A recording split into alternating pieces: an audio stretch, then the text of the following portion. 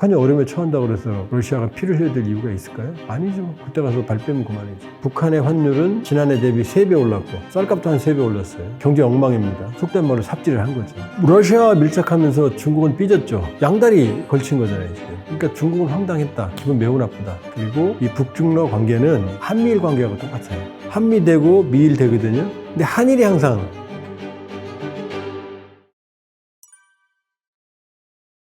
북한이 지난 4월에 5,000톤급 신형 구축함 최연호는 이제 최령해, 최근민의 상임위원장 아버지 최령해고요.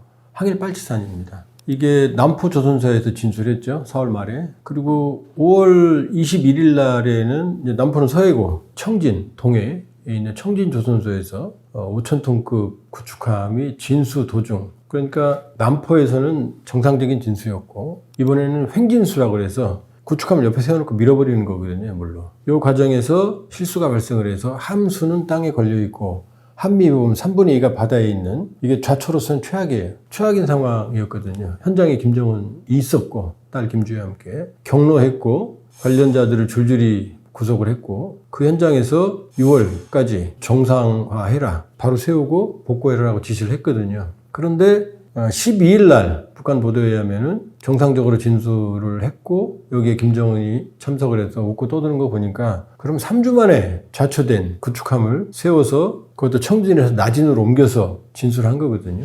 그러면 일견 놀랍죠. 놀라운 일이죠. 그런데 이 이름은 이제 강건호라고 줬어요. 강건은 6.25 때 민족보위성 부상이었거든요. 국방부 차관이죠. 6.25 때 전사했습니다. 전사했고 김정은에게 충성을 했던 빨치산입니다. 강건도. 그러니까 항일 빨치산 이름으로 구축함을 한 명을 지은 거죠. 근데 이게 블랙 코미디인 게 이 함정이 제일 최악의 좌초 상태가 머리는 땅에 걸려 있고 몸은 바다에 있는 거거든요. 그럼 중력과 부력이 다르죠. 그럼 파도에 의해서 계속 함이 스트레스를 받죠. 이 부분이. 거기다가 동해에도 조수간만의 차가 있어요. 부분적으로. 그럼 물이 빠지면 내려갔다가 물이 올라오면 올라오고 이러면서 계속 스트레스를 받거든요. 그럼 용골이라고 하는 뼈대 부분이 휘어요. 그 다음 두 번째, 이 침수가 상당 부분 됐거든요. 이번에 진수된 장면을 보니까 함포도 달려있더라고요. 그러면 이 엔진도 있었을 거고 아마 여러 가지 내부 장치들이 있었을 텐데 레이더도 있고, 그럼 이런 것들은 염분에 아주 취약합니다. 염분에 취약하기 때문에 일부는 완전히 못 쓰게 되거나 폐기해야 됩니다. 근데 이걸 21일 만에 다시 정상으로 세웠고 나진으로 이동을 해서 진수까지 이루어지는데 3주밖에 안 걸렸거든요. 세계 기록입니다. 최악인 상태에서 함정을 이렇게 세워놨다는 얘기는. 그리고 김정은 위원장이 이례적으로 청진조선주소의 기술자가 이 함정 복원 과정에서 사망했다, 희생됐다. 그래서 이 사회주의 애국자로 임명을 하겠다는 얘기를 했거든요. 그 얘기는 무리수에 무리수가 있었다는 얘기죠. 이 전문가가 정상화, 복원 과정에서 사망했을 정도로 무리를 했다는 얘기죠. 일부 보도가 됐죠. 풍선까지 띄웠고 사람들이 끌어당기는 모습까지. 일부 사람들이 세웠다 그러는데 5,000톤급 함정을 사람이 세울 수가 없어요. 몇만 명이 되질 않습니다. 여러 장비를 활용을 한 게 주역이고 아마 사람들이 보조적인 역할을 했을 수 있겠죠. 그렇게 보면 저 강건함은 진수하고 자빠지고 다시 진수하는데 정상화, 복원하고 진수하는 데까지 3주밖에 안 걸렸다. 그렇다고 그러면은 세계 기록인 동시에 그 세계 기록의 내용은 아마 부실할 거다. 정상적인 함으로서의 기능을 수행하기 어려운 상황이고, 김정은이 말을 하면 그 법이니까 이제 완전히 무리수를 뒀다. 그러니까 넘어진 배 페인트 칠하고 껍데기만 지금 했을 가능성이, 내부는 아마 골마 터져 있을 거다. 이렇게 볼 수가 있고요. 일부 청진에서 나진으로 끌고 가서, 나진이면 러시아하고 가까우니까요. 러시아의 기술 지원을 받았을 거다라는 일부 보도도 있는데 그 가능성은 높지 않습니다. 왜냐하면 청진에 있으면 러시아 기술자가 못 오나요? 오히려 나진으로 끌고 가는데 시간이 더 걸리죠. 그렇게 보면 원래 정상적이라면은 안전하게 배를 수리하려면 남포로 와야죠. 남포가 최대 조선소니까. 근데 남포는 남해를 돌아와야 되잖아요. 제주도 뒤로. 고물배를 이끌고. 그럼 침몰할 수밖에 없죠. 잘못하면.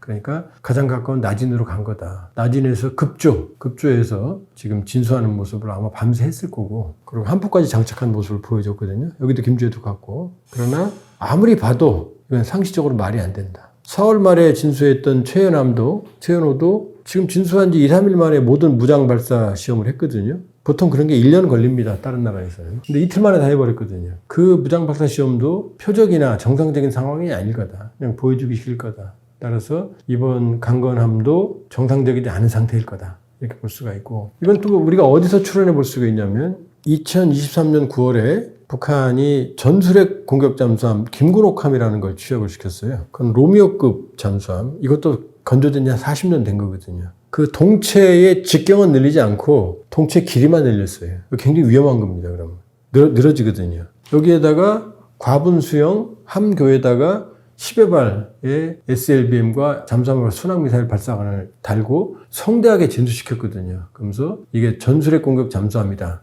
물론 이제 엔진은 재래식이죠. 그러면서 김정은이 자기는 이것도 핵잠수함이라고 부른다라고 성대하게 진수시켰거든요. 그 잠수함은 진수식 성대하게 하고 나서 첫 출항 때 기울었어요.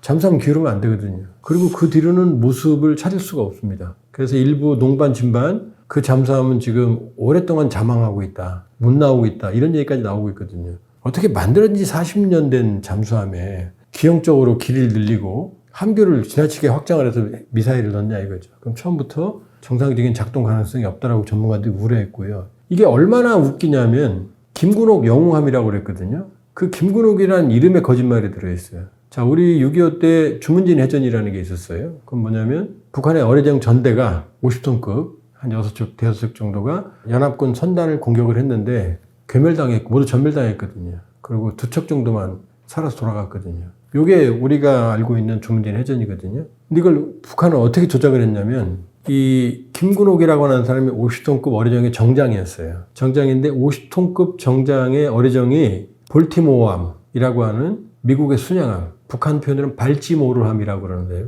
발음을. 50톤급의 어뢰정이 10,000톤급 순양함을 격침시켰다. 이거 세계 역사상 없는 일이다 라고 해서 이 김군옥이라고 하는 어뢰정 정장을 북한의 영웅으로 만들고 안장을 해서 북한의 영웅으로 미화했거든요. 그래서 그 김군옥 영웅함이라고 그 배의 이름을 졌는데 그거 자체가 거짓말이에요. 왜냐? 북한이 침몰시켰다고 하는 볼티모어함은 그 당시 이미 퇴역하고 없었어요. 그리고 북한은 어뢰정대가 전멸당하고 겨우 살아 돌아갔거든요. 2척 정도가. 근데 그 어뢰정 정장을 영웅이라고 조작을 하고 그걸 또 떳떳하게 아무 부끄러움 없이 김정은이 아는지 아마 알았다면 그렇게 안 했겠죠? 김정은도 세뇌당한 거죠. 그렇게 믿고 있는 거죠. 50톤짜리 어뢰정이 볼티모어함이라고 하는 10,000톤급 순양을 격침시켰다는 걸. 그렇게 세뇌당한 거죠. 당했으니 거기 이름을 붙였겠죠? 이게 얼마나 블랙 코미디입니까? 존재하지도 않는 그 영웅을 만들어서 애국 열사랑에 안장시켜놓고 그 이름을 버젓하게 전술핵 공격 잠수함 이름을 붙였단 말이에요. 이게 북한군의 현실이에요. 북한의 뒷모습. 이거 전혀 조작 아닙니다. 이 영상 보시는 분들 다 유튜브 찾아보시면 다 나옵니다. 그러니까 김정은이 정말로 얼마나 황당한 일을 하고 있는지. 그러니까 이걸 뒤집어보면 어떻게 되죠? 자, 어폐 엎어졌어요. 정상적이라면 폐기해야 됩니다. 저 정도라면. 강제로 끄집어냈어요. 인명손실까지 입으면서. 얼마나 많은 사람들이 희생됐는지 모르죠. 그 기사장만 유명한 사람이니까. 끌고 가서 페인트만 칠하고 껍데기만.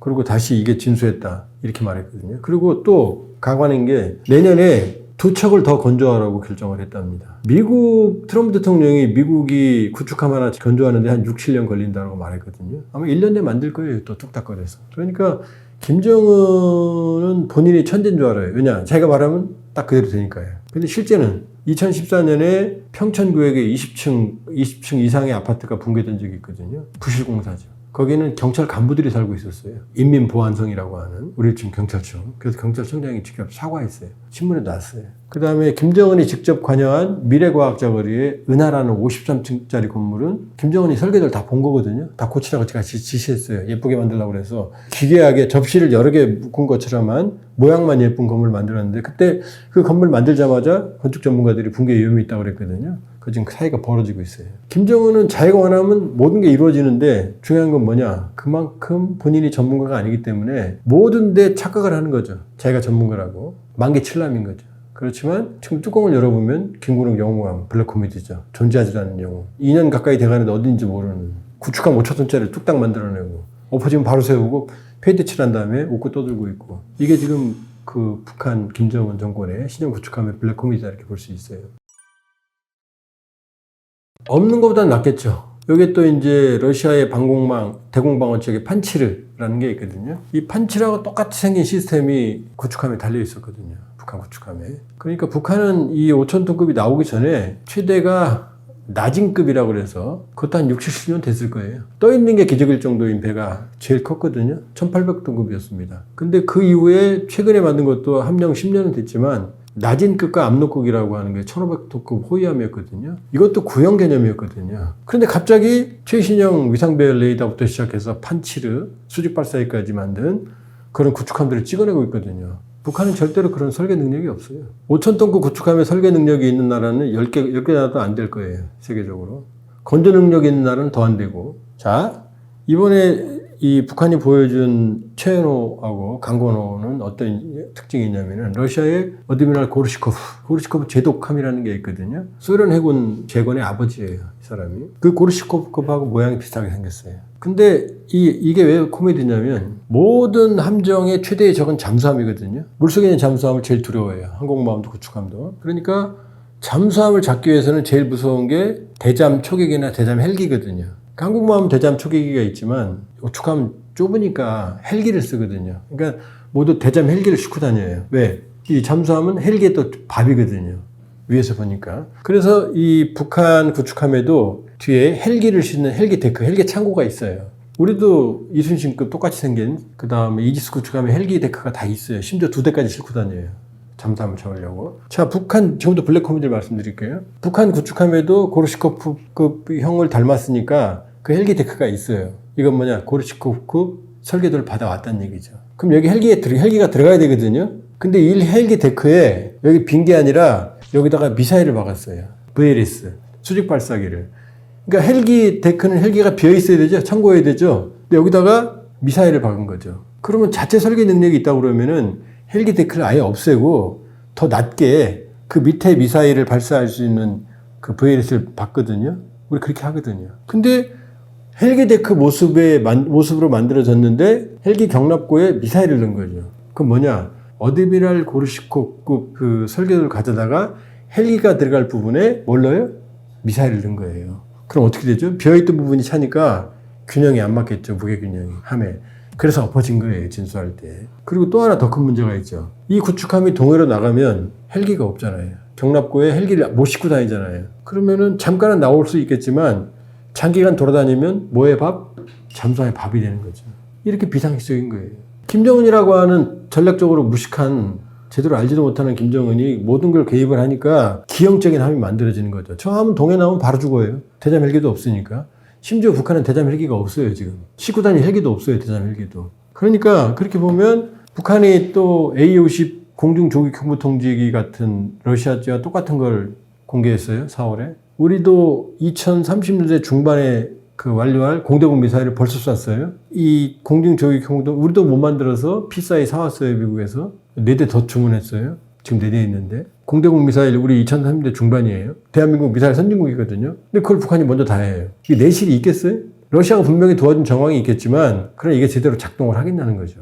그 둥근 레이돔 달고 다니는 비행기가 저는 개인적으로 그 레이더 그 바람 불면 안 날아갈까 할 정도로 불안해요. 왜냐 안 되는 건 안 되는 거예요. 안 되는 줄 알면서 왜 그랬을까 이런 노래 옛날에 있었는데 우리가 무시하면 안 되지만 안 되는 건 안 되는 거예요. 예를 들어서 유치원생한테 모닝 같은 자동차 하나 사다 대고 운전해봐 그러면 운전할 수 있나요? 안 되죠. 초등학생 다리도 제대로 안 닿죠. 그거 똑같은 거예요. 그러니까 군사력은 경제력에 비례하는 거거든요. 그러니까 신용은 내겠지만 실제 성능은 미지수다. 오히려 자원을 빨아먹고 있다. 자, 북러 밀착을 하고 조기경보통제기 공개하고 공대공 미사일하고 구축함 찍어내고 신나서 김정은 입이 여기 걸렸거든요. 경제로 가볼까요? 지난해 6월 초 기준으로 북한의 $1가 1달러에 10,000원이었거든요. 지난주 6월 초 기준으로 2025년 27,000원까지 갔어요. 비싼 데는. 계속 올라간 거예요. 북러 밀착에도 불구하고 지난해 북러 밀착이고 군사협력하고 어마어마하게 좋았잖아요. 북러 밀착에도 불구하고 경제적으로는 성과가 없다는 얘기예요. 왜? 자원을 빨아들이는 거지. 이 국방비에. 그 다음에 민수경제, 민간경제는 김정은이 관심이 없는 거죠. 그게 북한의 현실이다. 이렇게 볼 수 있어요. 여기에 북한군의 3분의 1은 영양의 실조거든요. 그러니까 선택과 집중을 하면 끼니도 굶는데 일반 병사들은 첨단 무기는 가지고 싶고 그럼 더 불균형이 되는 거죠, 자원이. 그게 북한군의 현실이다. 그러니까 북한이 저렇게 비약적으로 전력을 향상시키는 걸 우리가 경계를 해야 되지만 그러나 안 되는 건 안 되는 거다. 우리가 가지고 있는 정상적인 개념의 재래식 전력 형상은 아니다 이렇게 볼 수 있어요. 파키스탄 보세요. 인도 파키스탄 전쟁에서 라팔 격추 때문에 시야가 가려서 그렇지 파키스탄 괴멸당했거든요. 피해가. 파키스탄 공군력의 5분의 1이 박살났거든요. 군 사기도 말이 아니고. 이유는 뭐냐? 지금 IMF 구제금융까지 받고 있거든요. 파키스탄이. 이 와중에 핵무기를 가지고 있거든요. 그러니까 핵무기에 천문학적인 돈이 들어가거든요. 유지보수에. 가질 수 있는 농업국가, 가난한 농업국가가 핵을 가졌으니 이 유지보수에 얼마나 많이 돈이 들어가겠어요. 전력이 기형적으로 되는 거죠. 그러니까 라팔 하나 떨어뜨리는 거 화끈했지만 전반적인 정과를 보면 파키스탄이 코피 터진 거거든요. 인도가 파키스탄 GDP의 거의 10배거든요. 이게 게임이 되겠습니까? 북한도 역시 저 경제력으로는 신용은 냈지만 가지고 있는 게 이제 부담이 된다. 유지보수도 못한다. 제대로. 성능은 나오지도 않을 거다. 이렇게 볼 수 있어요. 일단 러우 전쟁 현황을 말씀드리면 이란 사태 때문에 조금 우리가 눈을 돌린 사이에도 교전은 격화됐어요. 러시아, 우크라이나가 이스탄불에서 2차례 직접 협상을 했고 3번째 협상을 지금 앞두고 있어요. 날짜는 안 정해졌어요. 할 거예요. 그런데 특징이 뭐냐면 최근에 이 우크라이나가 러시아로부터 대대적인 공격을 받고 있어요. 개전 이후 사상 최대 드론과 미사일 공격을 최근에 받고 있거든요. 이건 두 가지 의미가 있는데 하나는 뭐냐면 어차피 휴전은 될 겁니다. 지금 러시아도 전선을 뒤집을 능력이 없고 우크라이나 전선을 뒤집을 능력이 없어요. 지금 매일매일 전황이 바뀌는 것 같지만 그렇지 않아요. 하루는 우크라이나가 진격하고 하루는 러시아가 진격하고 마을 하나 뺏고 주고받는 상황이 계속 지루하게 되고 있거든요. 그럼 최근에 왜 러시아가 대대적인 공격을 하느냐? 첫 번째는 어차피 휴전이 될 거다. 그러면 전략적 요충지를 더 많이 확보를 해야 될 거 아니에요. 그래야만 휴전할 때 국경선이 되니까. 그러니까 지금 대대적인 공격을 하고 또 하나는 휴전에 러시아가 유리한 휴전을 하게 하려면 지금 무차별적으로 대도시를 공습을 하고 있거든요. 전쟁 공포감, 피로감을 늘리려고 하는 거죠. 그러니까 우크라이나의 항복을 받아내려는 거죠. 두 번째는 주목을 안 하는데 우크라이나의 스파이더 웹 작전, 러시아의 전략 폭격기를 수십 대 우크라이나에 주장해 하면 타격하는 사건이 있었죠. 우크라이나 보안국이 장기간 1년 반 정도의 작전을 통해서 러시아 내부에 잠입을 했고 거기에서 드론을 이용해서 러시아 고가의 전략 폭격기 수십 대 우크라이나 주장에 따르면 본인들 주장이 뭐 70억 달러다 뭐 이런 얘기까지 하는 어마어마한 타격을 줬거든요. 그 푸틴한테 깊은 상처예요. 근데 그 보복을 아직 눈에 띄게 못했거든요. 그러니까 사실은 지금 하고 있는 게 그 보복 차원이 두 가지입니다. 그러니까 대규모 보복, 그 다음에 화풀이죠. 또 하나는 휴전을 앞두고 공세, 두 가지거든요. 그러니까 전선의 피로감은 엄청 높아지고 있어요. 그리고 지금 문제는 뭐냐면 한국전쟁도 3년 동안 전쟁했지만 2년 동안 휴전협상을 했거든요. 고지전, 뺏고 뺏기는. 이 긴장도가 높아지고 있다. 근데 러시아의 고민은 뭐냐? 우리가 DMZ, 그러니까 MDL, 군사분계선의 길이를 248km라고 그러거든요. 서해에서부터 동해까지. 러시아는 우크라이나 영토의 5분의 1을 장악하고 있거든요. 전선의 길이가 무려 1200km예요. 그럼 이 전선을 유지하려면 막대한 병력이 필요하겠죠. 어디로 뚫고 들어올지 모르니까. 실제로 우크라이나가 쿠르스크를 점령했잖아요. 지난해 8월에. 러시아 영토. 푸틴한테 상처였죠. 그러니까 휴전을 하든 안 하든 전쟁을 하든 말든 러시아로서는 막대한 병력 자원이 필요한 거예요. 지금 정확한 추산은 안 나오지만 러시아의 사상자 100만 내외로 추산을 하거든요. 아무리 이 인구 1억 4천이나 되는 러시아지만 100만 내외의 소모는 감당을 못해요. 그러니까 러시아로서는 지금 무기도 무기지만 병력 자원이 아주 절실해요. 그러니까 러시아가 우크라이나에게 뺏겼던 쿠르스크 탈환할 때 북한군이 거기에 파병됐거든요. 그러니까 지난해 10월에 11,000에서 12,000, 올 1월 달에 보충병, 손실이 너무 크니까 3,000명. 그 다음에 6월 달에 쇼이구 안보서기가 북한에 가서 김정은을 만나서 6,000명의 추가 파병에 합의를 했어요. 쇼이구는 말했어요. 북한 아직 공개 안 했어요. 그럼 2만 명이잖아요. 이 6,000명은 1,000명은 지뢰 제거, 나머지 5,000명은 공병이라고 그랬거든요. 쿠르스크 재건. 근데 쿠르스크 지금 전투 중이거든요. 아직도. 회복은 했지만. 근데 이 6,000명이 가서 뭘 재건을 해요? 전투 공병들인 거예요. 쉽게 말하면 지뢰 제거나 이런 작업도 하면서 유사시 전투에 참여할 수 있는 정예 병력들인 거예요. 그 다음에 우크라이나 정보 당국이 최근에 3만 명 내외를 또 북한이 추가 파병할 가능성이 있다. 모두 5만 명이거든요. 어마어마한 거거든요.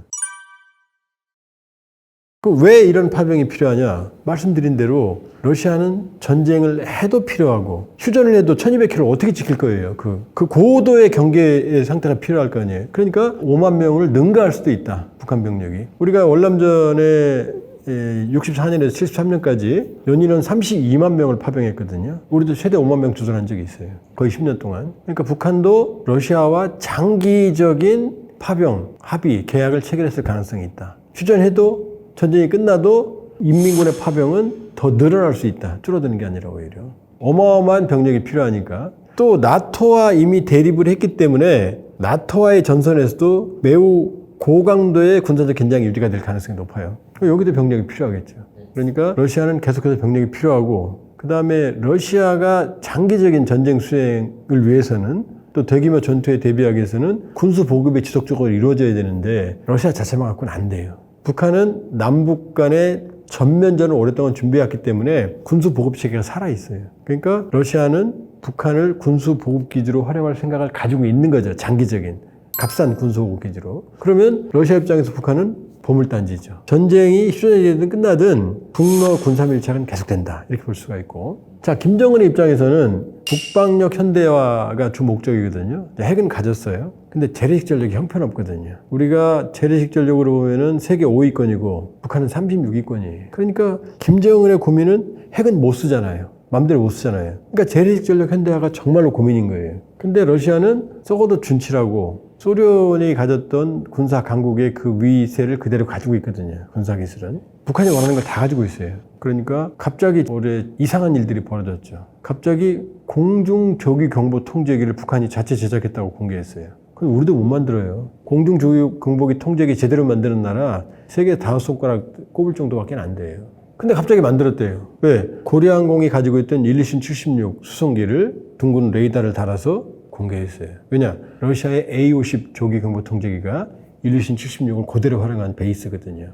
자, 그럼 이거 누가 기술을 줬을까요? 당연히 러시아가 줬겠죠. 자, 두 번째, 갑자기 공대공 미사일 자체 개발했다고 시험 사격을 했어요. 공대공 미사일 인도 파키스탄 전쟁할 때 중국제 PL-15가 J-10C 파키스탄 항공기에서 PL-15 쏴서 라팔 격추시킨 거. 공대공 미사일은 아주 미사일의 끝판왕이에요. 가장 어려운 기술이에요. 대한민국도 KF-21 세계적인 항공기 만들고 지금 성공했지만 공대공 미사일은 지금 2030년대 중반에 개발이 끝나게 돼 있어요. 근데 그거를 북한같이 허접스러운 세계 거의 꼴찌 경제력이 만든다고요? 누가 도와줬을 거예요? 러시아겠죠. 그 다음, 자, 이번에 구축함 자빠져서 창피당했죠? 5,000톤급. 세계에서 5,000톤급 구축함을 설계하고 만들 수 있는 나라는 10개국도 안 돼요. 대한민국 거기 들어가요. 북한은 최근에 만들어본 신조함이 1,500톤급 압록급과 도만급인데 그것도 구형 함정이에요. 근데 갑자기 멀쩡한 이 첨단 구축함의 외항을 뗀 이 5,000톤급을 공개해. 최연호, 그 다음에 이번함, 강건함, 자빠진 거. 최연은 최룡의 아버지 상임위원장, 강건은 6.25 때 국가보위성 그 부상, 그러니까 국방부 차관인데 6.25 때 전사했어요. 곧바로. 이거를 설계하고 만든다고요? 북한 능력으로 때려 죽여도 안 됩니다. 단언할 수 있어요. 그 설계도를 누가 줬겠어요, 그러면? 러시아. 마침 그 구축함 설계를 보니까 러시아의 어드미랄 고르시코프. 이거 러시아 해군 현대의 아버지거든요. 해군 제독인데. 이 어드미랄 고르시코프가 똑같이 생겼어요. 다 누가 줬을까요? 러시아가 준 거죠. 그러니까 러시아와 북한은 서로 가려운 데를 시원하게 긁어주고 있다. 물론 북한의 공중조기 경보 통제기 제대로 성능 안 나올 겁니다. 공대공 미사일 저거 제대로 성능 안 나올 거예요. 5,000톤급 구축함 최연함에서 진수한 바로 다음 날 무장 발사 시험했거든요. 보통 우리 1년 걸려요. 바로 다음 날 쏜 거예요. 표적도 없이 쐈을 거예요. 어쨌든 김정은의 허장성세를 채워줄 만큼은 기술은 주고 있다. 그럼 러시아가 핵심 기술을 줄까 안 줄까? 주기는 어려울 거다. 그 핵심 기술을 주게 되면 일단 우리가 짜증낼 거고, 우리도 우크라이나 살상무기 지원할 수 있거든요. 그럼 러시아 커피 터지거든요. 그 다음에 트럼프를 자극할 수 있잖아요. 북한의 군사력을 급속히 현대화시켜주면 ICBM이나 핵기술이나, 그럼 트럼프가 짜증낼 거 아니에요. 그러나 북한이 원하는 정도 기술은 주고 있고 그것도 우리한테 위협이 되지 없는 것보다는. 그러니까 북러 간의 군사협력은 지금 짝짝꿍이 잘 맞고 있다. 그러나 거기까지다. 왜? 그렇게 협력을 하고 있지만 북한의 환율은 지난해 대비 3배 올랐고 300% 수준이에요. 지금 10,000원짜리가 지금 30,000원 하고 있어요. 쌀값도 한 3배 올랐어요. 경제 엉망입니다. 그러니까 어떻게 되죠? 인민군들의 피를 팔아서 군사 기술을 받고 있는 거죠, 김정은이. 김정은이 이제 인민군 전사자 오니까 관 덮어주면서 울먹이죠. 우리 대통령도 그렇게 안 하죠. 왜 그러느냐? 이게 명분 없는 전쟁이거든요. 지금 김정은은 뭐 러시아가 혈맹이고 우크라이나가 네오나치다 뭐 이렇게 떠들고 있고 뭐 하지만 북한 사람들에게 우크라이나나 러시아는 같은 나라예요. 소련. 심지어 우크라이나 비행사들이 6.25 때 참전해서 우리하고 싸웠어요. 전쟁해줬어요. 그래서 우크라이나 전쟁 박물관에 가보면 노동당과 김일성이 보낸 우크라이나 비행사들에 대한 감사장 같은 게 전시돼 있었어요. 인터넷 떠 있어요. 쳐보면 나와요. 그러면 북한 사람들이 이런 거죠. 우리한테 미국 가서 캐나다랑 전쟁하라고 그러는 거 똑같은 거죠. 그럼 하겠어요? 미국을 형제의 나라라고 그러고 캐나다를 네오나치라고 그러고 전쟁하라면 우리 군인들이 전쟁할 맛이 나겠어요?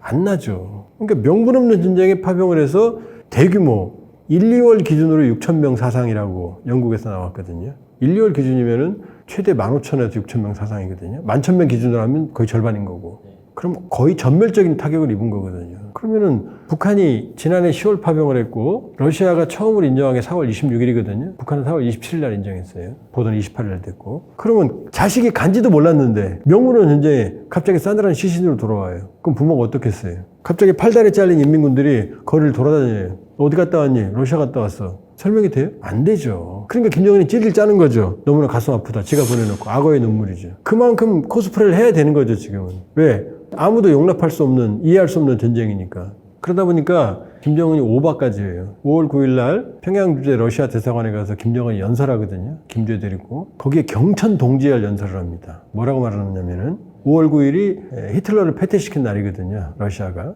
5월 9일이 없었다면, 러시아의 전승절이 없었다면 8.15, 8월 15일 동방의 해방의 날도 없었을 것이다. 이렇게 말하거든요. 우리는 별거 아닌 것 같죠. 북한에서는 소련이 해방시켰다는 얘기는 그동안 해본 적도 없고 모든 조국 광복은 김일성이 했다였거든요. 김일성이 하면 무조건 조국 광복. 소련군이 참전했다는 얘기까지 얘기도 안 하고 무조건 조국 광복은 8.15는 김일성이었거든요. 근데 인민군 파병한 걸 정당화하다 보니까 5월 9일 때문에 8.15가 됐다. 자기 할아버지 뺨을 때린 거죠. 할아버지 얼굴에 똥칠을 한 거죠. 그러니까 여기 온 탈북하신 분들이 그거 보고 깜짝 놀라는 거죠. 자기 발등을 찍는 거다 저게. 왜냐? 명분 없는 전쟁을 정당하다 보니까 러시아의 중요성, 소련의 중요성을 강조해야 되는 거고, 그러니까 8.15 광복절을 만들어줬으니까 우리가 파병한다 이런 논리를 얘기하다 보니까 속된 말로 삽질을 한 거죠. 저건 덮을 수도 없어요. 우리를 치면은 이런 거죠. 예를 들면 이렇게 하면 또 이순신 장군께서 화내실지 모르겠는데 명나라가 없었으면 우리 임진왜란을 극복 못했다 이렇게 되는 거죠. 그러니까 김정은으로서는 지금 위험한 도박을 했는데 결과적으로는 사실은 이게 어떤 결과를 가져올지는 아무도 모른다. 이미 북한 주민들은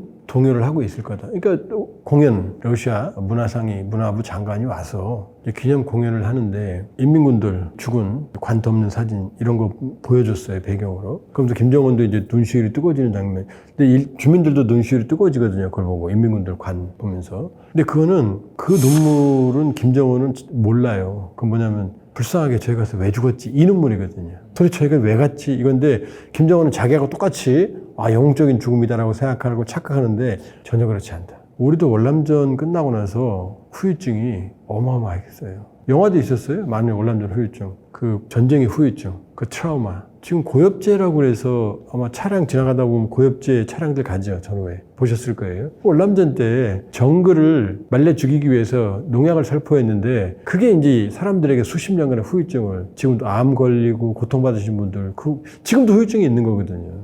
그때는 냉전기니까 자유민주주의 진영과 공산주의 진영의 싸움이라는 명분이라도 있었죠. 지금 러시아하고 우크라이나 전쟁에 북한이 왜 이렇게 들어갑니까?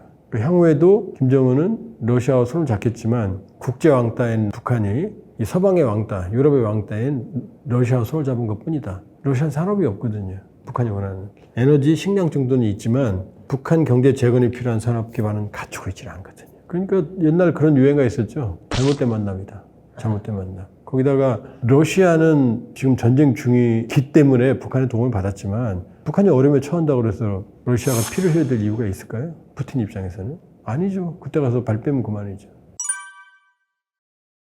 월남전 갔다 오고 나서 한국군의 전투력이 비약적으로 성장했습니다. 장비도 발전을 했고 그때 M1 카빈총이 M16으로 다 바뀌었어요. 최신으로. 그리고 그때 배웠던 군사 실전 경험 모든 이 군사력 중에서 실전 경험이 제일 무서워요. 미국이 왜 싸움을 잘하냐? 일단 돈이 많지만 매일 전쟁을 하잖아요. 매번. 그러니까 중국이 시진핑이 제일 두려워하는 게 미국의 실전 경험이에요. 중국은 베트남 전쟁이 80년대 베트남 전쟁이 마지막이거든요.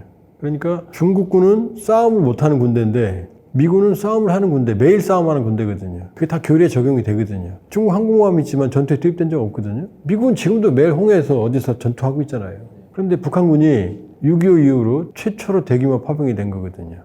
거기다 현대전, 국지전도 아니고 현대전을 전면전을 경험을 했거든요. 군사 강국끼리 우크라이나하고 러시아가. 그럼 뭐 소규모 교전하고는 완전히 다르죠. 그렇게 본다 그러면은 저기에 정찰 총국장도 가 있거든요. 북한에 외곽계에 있어요. 군사 교리, 그다음 전술, 전략 이런 것들을 배우기 위해서죠. 그러니까 특히 드론전 같은 경우 현대전에 이거는 사실은 우리로서는 두려운 거다. 인민군이 많은 희생을 치르고서 북한이 습득한 군사기술 이거는 북한에게 어마어마한 군사력 향상을 가져다 줄 거고 이건 러시아가 북한에 주는 군사기술보다 훨씬 더 클 거다. 의미가. 그렇기 때문에 우리로서는 상당히 우려할 만한 일이 벌어지고 있다. 그리고 향후에도 계속해서 지속적으로 인민군이 교대로 파병이 된다고 그러면 인민군 파병할 때 처음에 북한이 실전 훈련을 한다 그랬거든요. 그 효과가 있는 거죠. 그러니까 북한군의 이 전투력 향상 이 부분은 사실 상당히 우려된다 이렇게 볼 수 있죠.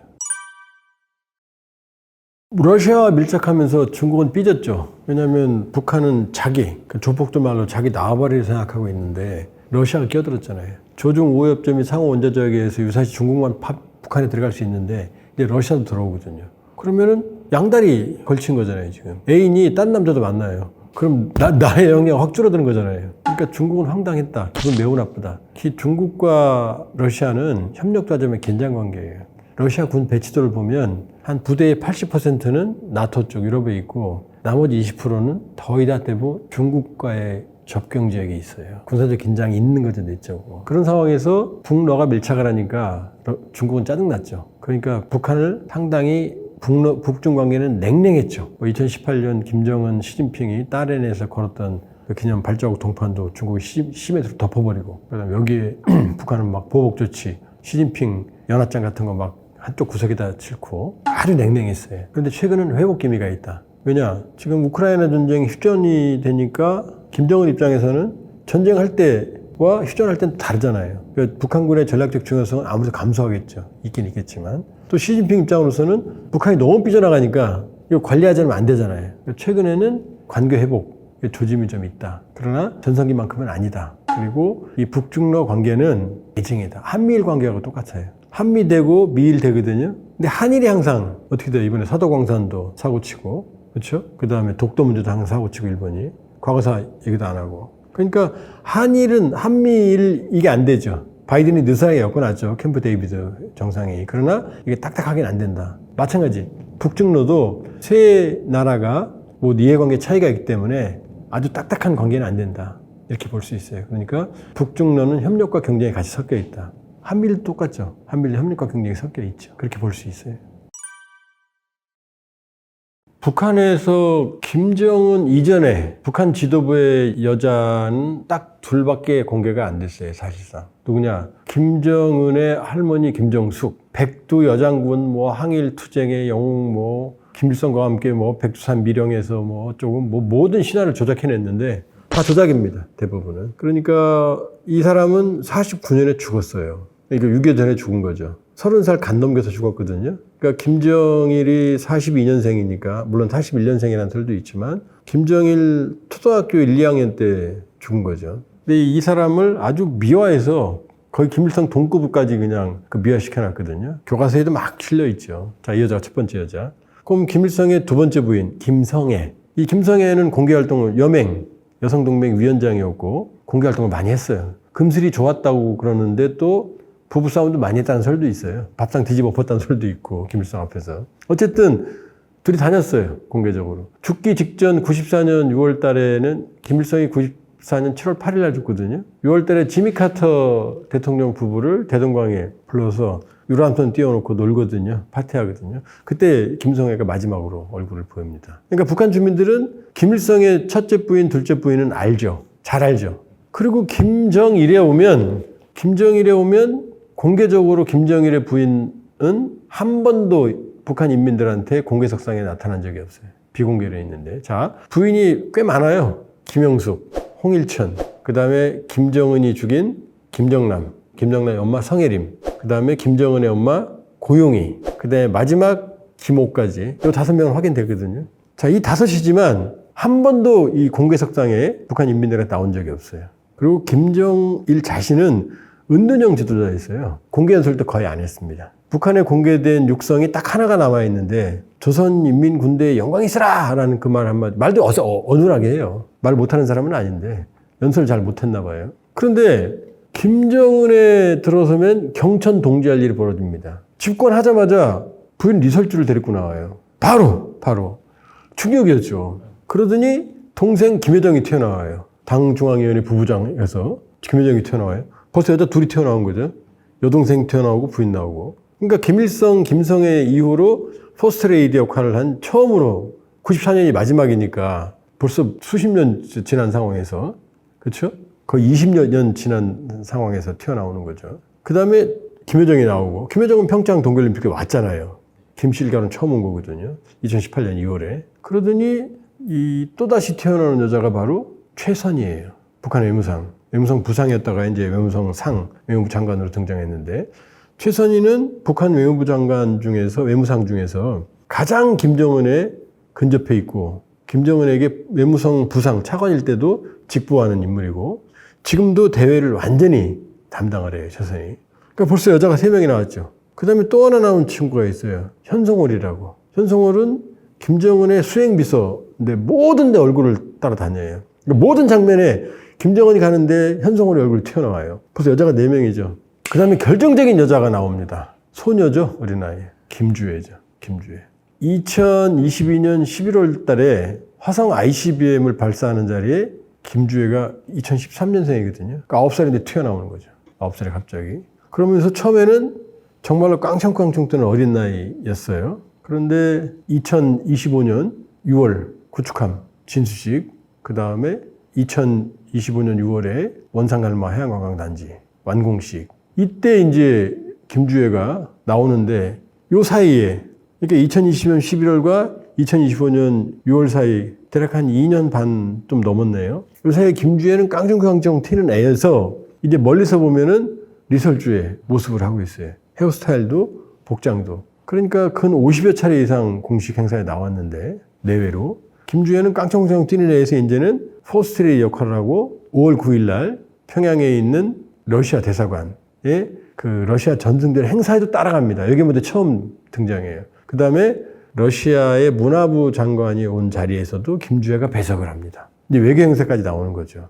완벽한 포스트레이 역할을 하는 거죠. 자, 그러면 이 정도로 본다 그러면은 지금 벌써 북한은 여인천한 거죠. 그동안 보지 못했던 일들이 벌어지는 거죠. 그러니까 김정은에 들어와서는 이제 북한판 여인천하가 벌어지고 있고, 그리고 그 이전에는 전혀 볼 수 없던 상황이다. 이런 상황, 이렇게 볼 수가 있죠.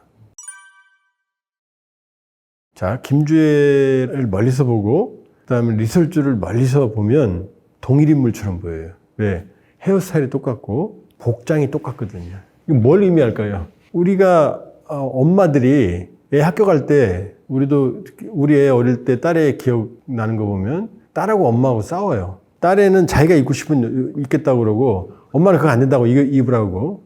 그러니까 엄마의 취향이 들어가거든요. 애 복장에는. 그러면 김주혜의 헤어스타일과 복장을 보면 완벽하게 리설주의 냄새가 나요. 이거 뭘 의미하느냐 그러면. 리설주가 2024년 1월 1일 날 신년 경축공연 밤에 했던 거. 거기에 나오고 원산갈마 2025년 6월 24일로 기억이 되는데 원산갈마 해양관광지구 완공할 때 이때 등장하거든요.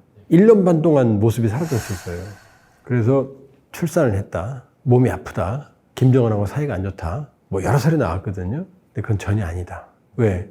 그 리설주가 사라진 그 사이에 김주혜는 급속하게 진화합니다. 키도 상당히 커서 아빠보다 더 큰 비등하거나 큰 상태로 가 있고, 그 다음에 김주혜의 복장은 이제 어린아이가 아니라 이제 어른과 똑같은, 리설주와 똑같은 복장으로 바뀌어요. 뭐 시루스라든지, 뭐 아니면 몸에 딱 끼는 옷을 입는다든지, 타이트하게 입는다든지, 그 다음에 걷는 것도 이제 깡총깡총해서 모델 워킹을 한다든지, 그 다음에 박수도 이제 물개 박수 이렇게 한다든지, 모든 면에서 포스트 레이디에 어울리는 그런 복장, 그 다음에 행동, 제스처, 그 다음에 걸음걸이, 이런 것들이거든요. 그러면서 이 사이에, 이설주가 사라진 사이에 김주혜는 급성장을 합니다.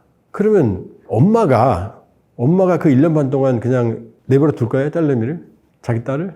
최고 지도자 수업을 받고 있는데 리설주가 뒤에서 김주혜 메이킹, 킹메이커 역할을 하고 있었을 거다. 따라서 이 김주애의 진화, 여기 뒤에는 엄마가 있다. 엄마 냄새가 너무나 많이 난다. 그 자기 딸을 그 고모인 김여정한테 맡긴다? 그 다음에 현성월한테 맡긴다? 그럴 리가 없죠. 맡겨도 본인이 위해서 관리를 하겠죠. 관리를. 그러니까 리설주는 사라진 게 아니고 김주애를 통해서 항상 우리 눈앞에 나타난 거다. 그럼 리설주는 왜 안 나왔느냐? 리설주가 처음에는 김주애랑 같이 따라 나왔거든요. 그 왜냐?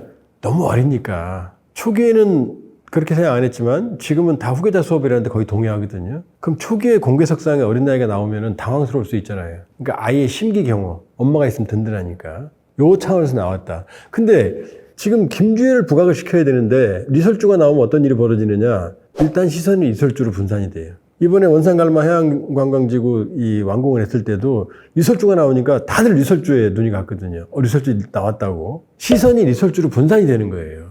그러니까 리설주가 나오면 김주의 이미지 메이킹, 킹 메이킹에 도움이 안 되는 거죠. 시선이 분산되니까. 심지어 김주애가 나오면 김여정도 멀찍이 떨어집니다. 왜? 김여정이 나오면 김여정도 눈이 가니까. 그 다음 두 번째 더 중요한 게 리설주가 나오면 김주애는 김정은의 후계자가 아니라 김정은과 리설주의 어린 딸이 돼버리는 거죠. 이상이. 갑자기. 그러니까 이번에 원산갈마 해양관광지구 때도 김주애는 항상 가운데 나옵니다. 그리고 김정은과 김주애가 걸어가면 리설주는 한 발짝 뒤에. 과거에도 그랬어요. 과거에도 김주애와 김정은이 같이 손잡고 걸어가면 엄마는 한 발짝 뒤 정도. 레드카펫 걸어가면 엄마는 레드카펫 밖에서. 이런 식으로 보조의 역할. 그러니까 지도자와 후계자의 위상을 만들어주기 위해서 리설주는 항상 빠지는. 이번에도 원산갈마 해양관광지구에서도 리설주는 항상 배경 처리가 됩니다. 김여정도 멀찌감치. 그렇게 본다 그러면 사실은 리설주가 사라진 게 아니고 리설주 여성의 섬세함이 보인다. 이 딸을 후계 구도에 정착시키기 위한 아주 섬세함, 엄마의 섬세함이 저는 보여요. 저는 김여정이 2인자라고 한 번도 얘기한 적 없어요. 자, 북한은 왕조 체제죠. 왕이 세종대왕의 아들이 문종이죠. 문종의 아들이 단종이죠. 그러면 문종의 동생들이 있어요. 안평대군, 수양대군. 이 사람들은 단종에 비하면 삼촌들이죠. 근데 문종이 단종으로 권력을 이양시키는 순간 삼촌들은 뭐가 되죠? 신하가 돼요. 단종에. 마찬가지입니다. 그러니까 김정은에서 김주애로 권력이 이양되는 후계자로 만들어지는 순간 김여정은 고모가 아니에요. 그냥 신한 거예요. 북한의 후계자론이라는 책이 있어요. 일본에서 출판됐지만 북한이 일본에서 출판한 거예요. 자기네들이 하고 싶은 말. 1984년에 나왔는데 84년이면 김정일이죠. 김정일이 후계자로 거의 정착이 되는 시기거든요. 거기에 보면 뭐라고 나오느냐. 후계자는 다음 세대다라고 말이 나와요. 같은 세대가 아니에요. 옆으로는 안 가는 거예요. 왕조니까. 그러니까 김일성, 김정일, 김정은, 그 다음에 김주애로 가는 거예요. 그러니까 김정은에서 김여정으로 절대 못 간다. 김여정이 2인자고 뭐 권력을 탐내고 그건 북한의 정치 문화를 몰라도 너무나 모르는 사람들이 하는 얘기입니다. 김여정은 오빠의 그림자로서 오빠의 후광을 입고 설치는 거지 본인의 권력은 존재하지 않아요. 실권이 없어요. 그리고 북한에서 실제 권력을 장악하려면 조직 지도부를 장악해야 되는데 김여정은 선전순동부예요. 그러니까 지도자를 이미지 메이킹하는. 그런데 그 실제 권력은 조직 지도부에 있거든요. 그러니까 김정은이 처음에 20대 후반에 권력을 장악해서 공허부 죽이고 수백 명의 측근들을 처형할 수 있었던 이유는 뭐냐? 바로 조직 지도부를 장악했기 때문이에요. 조직 지도부는 모든 북한의 조직을 장악하고 있고 간부들의 인사 카드를 가지고 있거든요. 일거수일투족을. 김여정은 조직 지도부 넘보지도 못해요. 그러니까 아무리 여동생이라 하더라도 조직 지도부의 권력을 나눠주지 않아요. 김정은은. 그러니까 김정은은 조직 지도부를 가지고 지금 김주애를 조직 지도부에 연결시키는 작업을 하고 있을 거예요. 그러니까 뭐 김여정이 뭐 권력을 넘보고 뭐 어느 날 갑자기 뭐 옆에 앉았다가 뒤로 가. 그건 아무 의미 없어요. 아무 의미 없어요. 그냥 김여정은 자기 역할을 하고 있는 거예요. 부부장 역할을. 그리고 김주애의 충성스러운 부하가 될 거다.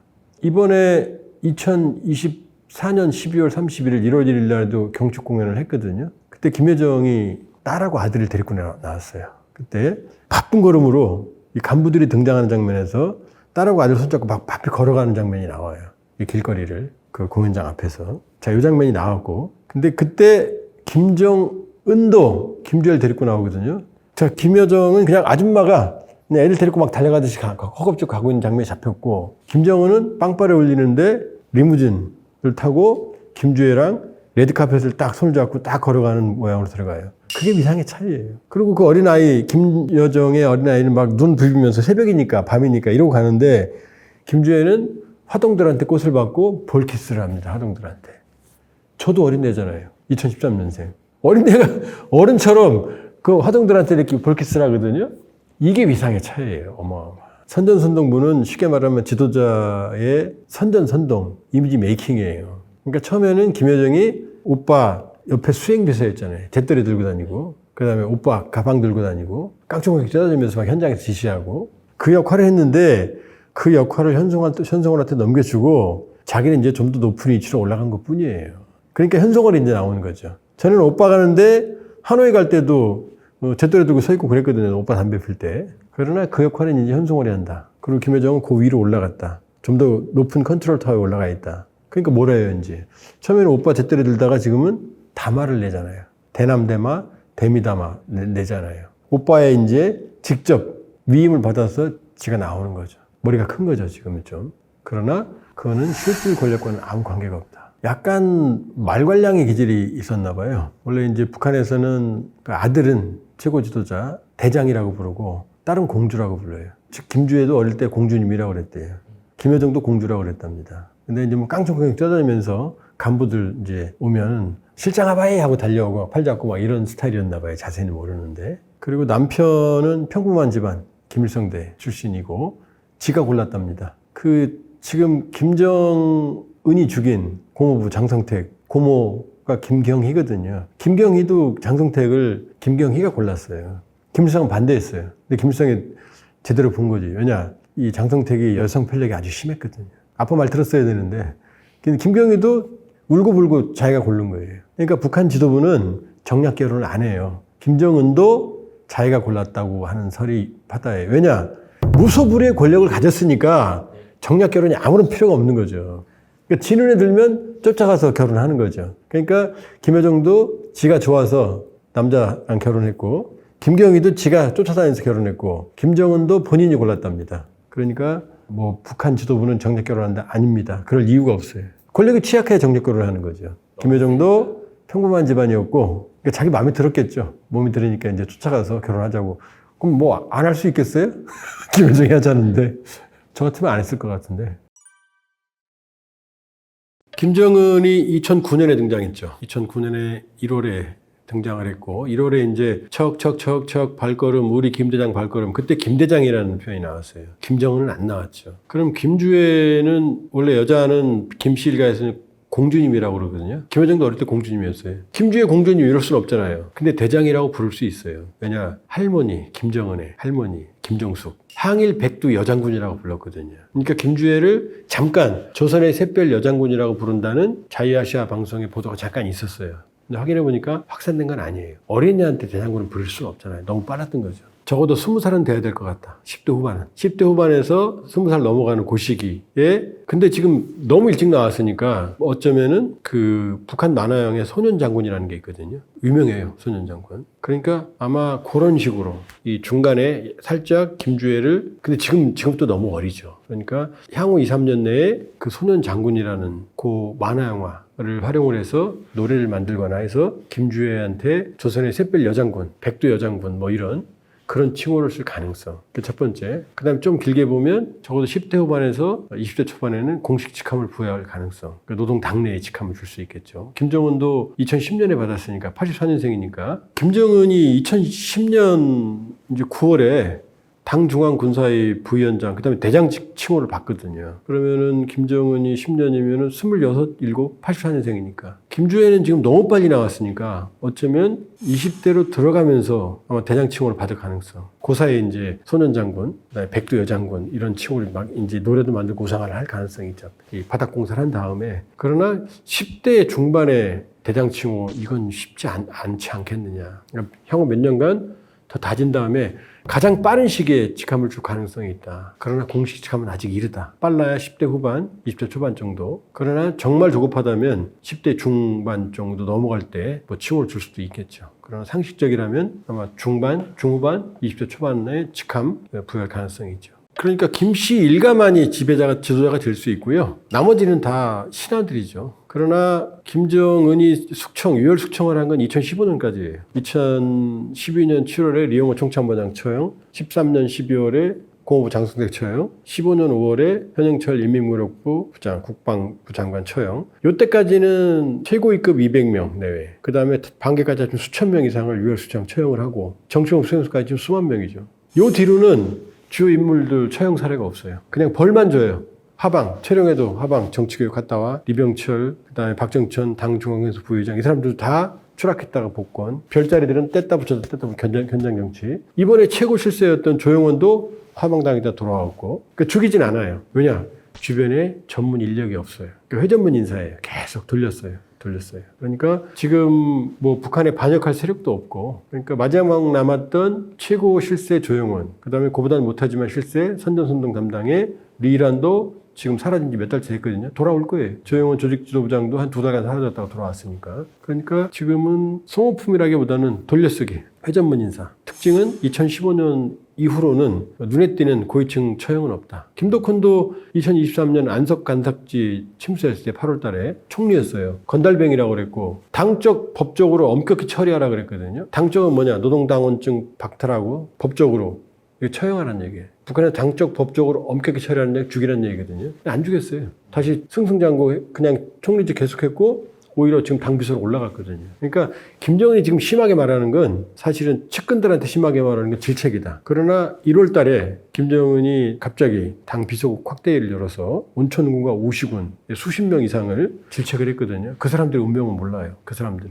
그러나 최고위층은 최근에는 처형 사례가 없다. 계속 돌려가면 쓴다. 혼내면 회초리 때리고 데리고 오고 이런 식이다. 그러나 이건 오래 못 간다. 왜냐? 사람이 충성을 했을 때 내가 대가를 보장받고 안정적으로 인정을 받아야 된다 이런데 언제든 내가 추락할 수 있다라고 그러면은 마음속으로는 항상 애 공부 안 한다고 막 회초리 때리면 공부 잘하나요? 얼르기도 하고 장난감도 사주고 원하는 것도 해주고 사랑도 베풀어주고 혼날 때 혼내고 이래야 되는 거지. 계속 혼내기만 하면 애는 어떻게 되죠? 삐뚤어나가죠. 그러니까 막 엄마가 무서우니까 엄마 앞에서 말들지만 뒤에서 어떻게 해요?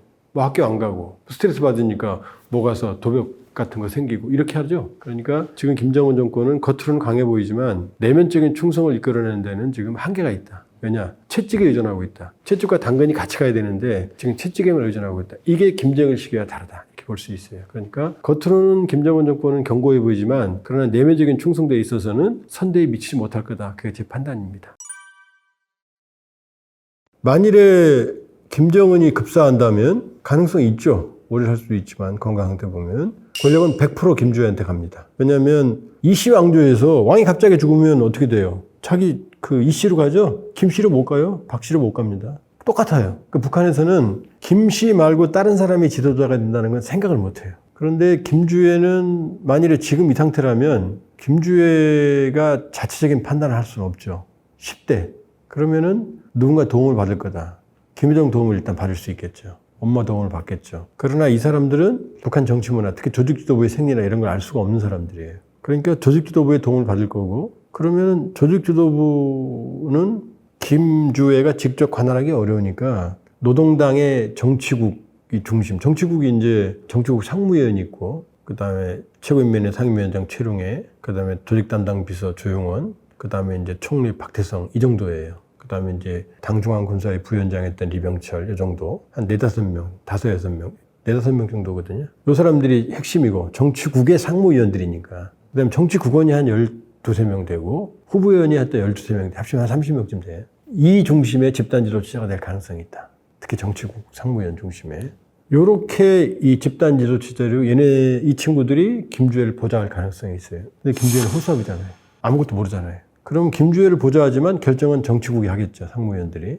이렇게 오래갈 가능성이 있다. 그런데 여럿이 모이면 싸우잖아요. 친구 셋이 여행 가도 싸운다고 하면 이거 먹자 저거 먹자. 그 다음에 락그룹도 영원히 안 가잖아요. 멤버들이 싸우잖아요. 항상. 오아시스도 싸우고 헤어졌다가 이제 다시 결합했잖아요. 형제였는데 심지어. 그러면 이 집단 지도체제 안 싸우겠어요? 안에서? 싸우죠. 이제 권력 투쟁이 일어나죠. 점진적으로. 그러면 지금은 조직 지도부, 정치를 담당하는 친구들이 강해요. 근데 지금 시어머니가 없잖아요, 지금. 그러면 결국 누가 강해요? 군부.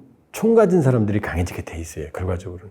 김정은이 있을 때는 조직 지도부를 통해서 군부를 관리 감독하지만 결과적으로 이 시어머니가 없으니까 결과적으로 총 가진 사람들의 입김이 세지기 시작해요. 그러면 이 안에서 점점 좀 민간 세력들이 밀리게 될 거고 결과적으로는 개발 독재형 군부 독재, 파키스탄 같은 이 군부가 권력을 장악하게 될 가능성이 있다. 이 과정에서 김주애는 명목상 지도자지만 허수아비가 된다. 그럼 군부가 권력을 완전히 장악하면 김여정도 도움을 못 주죠. 실권이 없으니까. 결국 김주애는 제거되거나 마냥 허수아비로 그냥 앉혀놓거나 그렇게 되겠죠.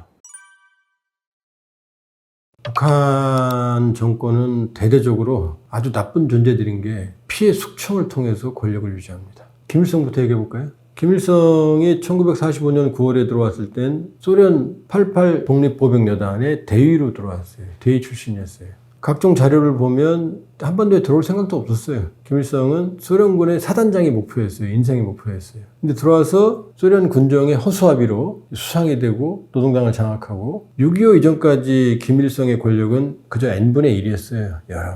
6.25도 그 당시 남노당의 핵심이었던 박헌영과 공동으로 발의합니다. 김일성이 혼자 한 게 아니에요. 기록이 다 나와요. 근데 김일성이 여기서 이제 악마적인 권력의 본성이 나옵니다. 6.25를 통해서 그 당시 김일성은 소련을 등에 업고 그러니까 김일성은 재밌게도 북한 공산당원이 아니었어요. 중국 공산당원으로서 그러니까 김일성의 어떤 전기를 보면 12년생이거든요. 1912년생인데 1926년 14살 때 타도 제국주의 동맹을 만들었다고 그래. 14살 때라고 무슨 동맹을 만들겠어요. 그것도 거짓일 가능성이 높죠. 그 다음에 1931년경에 중국 공산당에 들어가서 중국 공산당원증 여부는 불확실해요. 1932년경부터 반일 유격대, 그때 이제 중국인, 공산당, 한국인, 만주 사람들이 섞여 있었거든요, 반일. 이 활동을 했다. 그리고 공식적으로 이제 동북항일연군, 그러니까 1936년 정도에 동북항일연군이라고 하는 중국 공산당의 반일 부대에 합류한 걸로. 그리고 여기에 1호군, 1호군, 1호군, 3호군이 있는데 1호군 육사장을 했던 것으로 추정이 되거든요. 규모는 아마 조선인 부대고 한 몇백 명 수준이었던 것 같아요. 이 부대를 이끌고 김일성이 이제 유명해진 게 37년 보천보 유명하죠. 침입을 해서 일본에게 존재감을 알렸죠. 물론 전과는 초기에 어린아이 포함해서 2명 정도의 일본 민간인이 이제 사망을 하고, 그리고 이제 거기 있던 주요 주재원들은 모두 사전에 도망을 갔고, 일본. 근데 이제 추격 과정에서 일경과의 전투가 벌어져서 일경의 다수가 일본 추격대가 사망을 하고, 그런데 이제 이걸로 사실은 이제 조용했던 한반도에 이름을 떨치죠. 그때는 이제 항일투쟁, 무장투쟁에 많이 소강 상태였던 때니까 충격이 컸죠. 이걸로 일제가 대규모의 소탕작전에 들어가서 결국 이 동북항일연군이 와해지경에 이르게 됩니다. 한때 3-4만 명 규모까지 달했던 걸로 추정이 되거든요. 이 김일성 부대도 40년 결국 훈춘을 거쳐서 소련 포시에트로 들어가게 됩니다. 그리고 그 이후에 만주나 조선에서 활동했다는 기록은 찾기가 어려워요. 그게 전부입니다. 그러면서 김일성은 혼성부대, 중국과 만주, 그 다음에 조선인으로 이루어진 소련 극동 독립 88 여단에 들어갔고 대위가 됐고, 여기서의 꿈은 소련군 사단장이었습니다. 조선에 들어올 생각이 없었어요. 여러 기록을 보면. 그런데 소련이 한국에 진주하면서 김일성, 꼭두각시인 김일성이 필요했고, 김일성을 데리고 들어왔을 때 김일성은 그저 보천보 전투로 이름은 알려져 있지만 그 당시 박헌영이라든지 연안파의 김도봉이라든지 쟁쟁한 허가이라든지 이런 인물에 비하면 세력이 현저하게 약했어요. 나이도 젊었고. 그러니까 그 당시에 주요 세력들은, 자, 국내에는 갑산파가 있었고, 박금철을 대표로 하는, 그 다음에 연안파는 김도봉, 김원봉이라고 하는, 김원봉은 우리에게도 잘 알려져 있죠. 있었고, 소련파는 허가이라고 하는 인물이, 소련은 직접 소련의 대리인을 하는 인물들이었으니까. 그러니까 김일성 세력은 한 줌에 김일성 항일 873호밖에 없었거든요. 근데 소련의 후원으로 김일성이 수상자를 꿰차고 노동당의 지위를 차지하고, 결정적으로 6.25가 김일성에게는 정말로 승리한 전쟁이 됩니다. 민족 비극의 전쟁이지만. 그 왜냐? 6.25를 통해서 쟁쟁했던 소련파의 거두 허가이를 제거합니다. 허가이는 53년 7월에 이 휴전협정 직전에 자살한 걸로 나오거든요. 근데 허가이가 자살할 이유가 없었거든요. 그리고 허가이 자살한 다음에 가족들에게 시체도 보여주지 않고 바로 묻어버리거든요.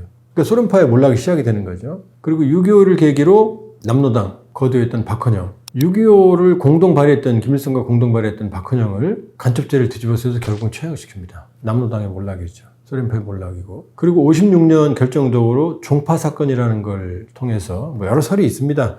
김일성의 중공업 노선에 반대해서 농업 경고 노선인데 결과적으로는 김일성의 권력 투쟁이에요. 이 권력 투쟁을 통해서 연안파, 중국 연안파, 김두봉을 포함해서 연안파를 제거하고 소련파의 잔당들을 제거하고 그러면서 사실상 56년을 기점으로 김일성은 이제 단일 지배 체제를 이루기 시작합니다. 이게 다 숙청이에요. 모두 죽이는 겁니다. 간첩이나 이런 걸 제시해서. 그리고 이제 결정적으로 김일성의 교조화되는 신이 되는 계기는 67년입니다. 67년 5.25 결시라는 걸 통해서 김일성의 유일 지배 체제가 되는데 이때 이 67년부터 시작해서 68년에 거쳐서 갑산파, 국내파였던 갑산파를 박금철을 중심으로 한 갑산파를 제거하고 그러면서 이제 파발로서는 연안파, 갑산파, 소련파가 제거됨으로써 이제 파벌로서 김일성에 저항할 수 있는 세력은 없어졌어요. 67년 기점으로. 그러니까 67년 5.25 결시를 통해서 이제 김일성이 신이 됩니다. 이때부터는 재밌게도 막스레니 주책이 북한에서 금소가 돼요. 이제 김일성주의 주체사상만 보는 거죠. 그러면서 막스레니 책을 보려면 당국의 허가를 받게 돼 있어요. 그리고 이때부터 김정일이 후계자로 등장하기 시작합니다. 자, 68년에는 마지막 걸림돌이 제기됩니다. 그게 바로 김창봉과 허봉학이에요. 이 사람들은 누구냐? 군부 강경파예요. 이 사람들은 김일성에 저항을 한 게 아니고 그 당시 김일성의 동생이었던 김영주를 견제하면서 자신들이 김일성의 후계자가 되고 싶어 했던 군부 강경파였어요. 근데 이 군부 강경파의 동향을 현철이라고 하는 북한 군인들이 내시군대, 아부하는 군대를 만들게 된 결정적인 김일성의 사병화 되는데 결정적인 인물이 현철입니다. 이 현철이가 김정일에게 이 허봉학과 김창봉의 의도를 알렸고 이걸 김정일이 김일성에 wil고함으로써 김창봉과 허봉학이라는 두 인물이 결국은 숙청이 됩니다. 그러니까 이때부터 이제 군부도 이제는 김일성의 가신이 됩니다. 김일성의 개인 군대가 되어버립니다. 자, 이런 긴 숙청의 과정이 김일성의 숙청의 역사입니다. 피해 숙청을 통해서 권력을 장악한 거죠. 스탈린의 대수청과 비슷하죠. 스탈린한테 배웠다고 봐야 돼요. 스탈린도 부하린, 트라츠키, 까메네프, 지노비에프 이런 많은 혁명 동지들을 간첩 혐의로 혹은 도끼로 암살하면서까지 트라츠키 같은 경우는 스탈린이 숙청한 사람이 100만 명이 넘어요. 숙청한 사람만, 처형한 사람만. 강제노동 수용소에 보낸 사람은 한 2천만 명 되고 인위적인 집산화로 굶어 죽은 사람이 1,000만 명 되고 이거 김일성이 그대로 따라한 거죠. 자, 김정일도 또 따라합니다. 김정일은 김일성이 94년 7월 8일 날 급사하면서 또 90년 전후로 소련 체제가 붕괴하죠. 그럼 북한은 기댈 데가 없잖아요. 급속히 몰락합니다. 그 다음에 이데올로기의 맹주였던 김일성도 죽고 그러면서 94년부터 북한은 고난행군이라는 최소 수십만에서 100만 단위가 굶어 죽는 위기가 발생을 합니다. 이때 김정일의 선택은 숙청이었어요. 희생양정가. 그 당시 농업 담당 비서가 서관희라는 사람이었거든요. 북한에는 희라는 이름이 있어요. 히히히 할 때. 그러니까 지금 나오는 그 할머니 있죠. 조선노동당 종비서이신 그게 바로 리춘희예요. 희. 그 서관이라는 사람을 어떻게 만드냐면 6.25 때 간첩으로 몰아요. 언제? 90년대 중반에. 40년 전이잖아요. 이걸 시마조 사건이라고 그러는데 이때부터 왜냐? 수없이 많은 사람들이 굶어 죽기 시작을 하잖아요. 그러면 사회가 흔들릴 거 아니에요. 그러니까 여기서 공포를 조장해내요. 이 시마조 사건을 통해서 무려 2만 명의 사람들을 처형하거나 정치범 수용소로 보냅니다. 어마어마한 비극이 발생했어요. 굶어 죽는 상황에서 공포가 있는 거죠. 다 조작한 거예요. 조작한 거예요. 이걸 주도했던 게 바로 장성택이에요. 장성택. 그러니까 장성택이 공호부, 김정은의 공호부고 처형당해서 불쌍해할 거 없어요. 그만큼 많은 사람을 죽였어요. 이 사건이 얼마나 끔찍했냐면 이 시마조라는 걸 만들어서 간첩을 색출했거든요. 고문하고. 그때 나온 고문 방법은 가장 비인간적인 고통스러운 고문 방법들이 그때 고안돼요. 그러니까 없는 죄를 토해낼 수밖에 없어요. 만들어내는 거. 끝없는 간첩을 만들어내는 거죠. 모두가 6.25 때 간첩을 연루돼서 그러니까 이 고난행군은 자기들의 정책 실패가 아니라 미제와 남조선 앞잡이들이 만들어내는 위기다를 몰아가는 거죠. 이 간첩 사건으로. 그러면서 이 안에 장성택은 또 자기들의 정적을 제거해요. 그러니까 나중에 이 시마조 사건을 이끌었던 인물도 처형당해요. 하도 끔찍하니까. 이건 또 김정일이 하도 원성이 심하니까 이 사람을 잡아다가 죄를 뒤집어서 처형시킵니다. 이러면서 94년에서 98년까지 이르는 고난행군기를 김정일이 넘겨요. 2만 명 내외, 처형은 수천 명, 강제 이혼, 정신병, 정신이상 이렇게 넘겨버리거든요. 김정은이 이걸 또 배웁니다. 자, 집권하면서부터 피해 숙청을 시작합니다. 아버지의 충신이었던 류영호 총참모장을 2012년 7월 달에 집권한 지 6, 7개월 만에 처형, 국무부 장성택을 2013년 12월에 처형, 2015년 5월 현영철 인민무력 국방부장을 처형. 이때까지 무려 차관급 이상만 200여 명을 처형을 합니다. 그럼 그 반개도 있을 거 아니에요. 여기까지 치면은 최소 수천 명 처형. 정치범 수용소까지 간다 그러면 수만 명 규모. 아버지한테 배운 거죠. 왜? 김정은은 20대 중후반에 권력을 승계했으니까 권력 기반이 튼튼하지가 않잖아요. 그러니까 무자비한 숙청을 통해서 아버지 시대 인물들을 쳐내고 그 안에 그 자리에 자기 인물을 앉힌 거죠. 숙청. 숙청의 명분은 류영호 총참모장은 허가 없이 병력을 이동시켰다. 북한은 중대급 이상은 현장 지휘관들이 병력을 이동시킬 수가 없어요. 그 처형 이후. 장성택은 죄가 너무 많아요. 근데 핵심은 뭐냐? 영모죄예요. 김정은에게 대들었다. 모두 종합하면. 권력에 저항했다는 거죠. 그 다음에 현영철 인민무력부장은 뭐 회의하는데 졸다가 처형. 그건 아니고요. 현영철 인민무력부장이 러시아에 군사 지원을 요청하러 갔다가 돌아와서 처형당하거든요. 그때 일설에 의하면 러시아가 너네들은 핵무기가 있으니까 무기 필요 없다라는 대답을 듣고 현영철 인민무력부장이 젊은 사람, 김정은이 정치를 잘못해서 핵무장을 해서 우리가 얻을 수 있는 군사 지원도 못 받는다. 이 발언을 했고 이게 올라가서 처형당했다는 설이 있거든요. 그러니까 모든 건 김정은에게 권력에 조금이라도 문제가 있으면 제거했다 이렇게 볼 수가 있죠. 김정은 초기의 숙청은 대부분 권력과 관계 있습니다. 류영호 총참모장은 군부 실세였으니까 제거한 거고 장성택은 민간의 실세였거든요. 재밌게도 김정일 권력의 두 축이 군대는 류영호 총참모장, 민간은 장성택이었거든요. 양축이었거든요. 일설에 의하면 김일성이 죽으면서 류영호와 장성택에게 김정일을 부탁했다고 그래요. 근데 김정은의 입장에서는 아버지의 충신일 뿐이지 권력이 미약한 자신 앞에는 가까이 하기에는 너무나 먼 당신이었던 거죠. 둘 다. 그러니까 자기 측근으로 채우기 위해서 권력을 가지고 있던 두 인물을 제거했다 이렇게 볼 수 있죠. 냉혹한 권력의 속성으로 보면 성공한 거죠. 지금까지 살아남았으니까 김정일이. 마지막 남은 인물이 하나 있죠. 왜? 김실가의 장자, 적자, 장손, 김정남이었거든요. 그 김정남이 있으면 김정일은 항상 불안하죠. 왜? 장손이었으니까 김정남은. 김정남은 김일성이랑 찍은 사진도 있다고 그래요. 근데 김정은은 없어요. 김정남은 장손이니까 김정일이 인정하지 않던 성희림의 아들이라 하더라도 만나줬고 일설에 하면 김경희가 고모가 울고불고 장손이라고 만나게 했답니다. 근데 김정은은 북한에 천시받는 제4, 제1교포 고용희 아들, 할아버지 고경택은 제주도 출신, 그 다음에 이모 고영숙은 탈북자 미국에 살아. 약점이 너무나 많거든요. 거기다가 김정남을 돌보는 게 누구냐? 중국이었거든요. 중국이 언제든지 김정남을 데리고 들어올 수 있잖아요. 백두혈통으로. 그럼 불안하잖아요. 그러니까 2017년 2월에 말레이시아에서 김정남을 백두대낮에 암살합니다. 자, 백두대낮에 암살하면 누군지 뻔히 알 거 아니에요. 누가 죽였는지. 그 무리수를 쓰면서도 죽여야 됐던 건 뭐냐? 바로 김정은의 권력의 컴플렉스였다. 장자가 아니고 그 다음에 중국에 대한 공포. 그러니까 장성택을 죽이고 친중 라인을 모두 제거한 것도 중국에 대한 포비아 공포였어요.